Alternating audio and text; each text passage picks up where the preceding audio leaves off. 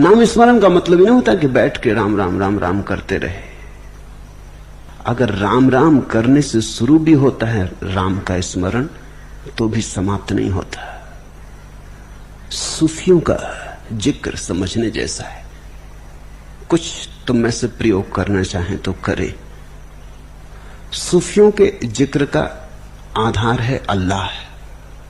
सब बड़ा प्यारा है, शब्द में बड़ा रस है।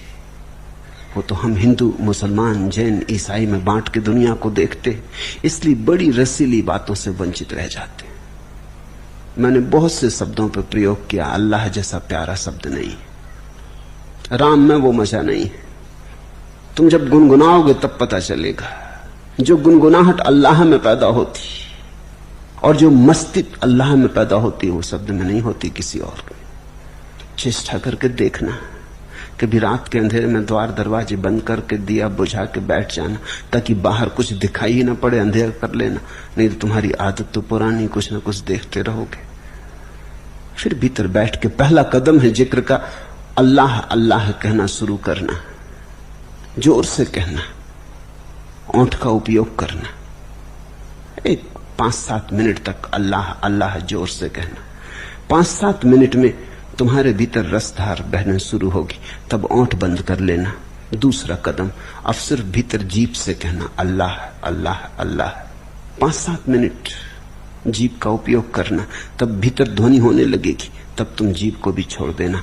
अब बिना जीभ के भीतर अल्लाह अल्लाह अल्लाह करना 5-7 मिनट, तब तुम्हारे भीतर और भी गहराई में ध्वनि होने लगेगी, प्रतिध्वनि होने लगेगी।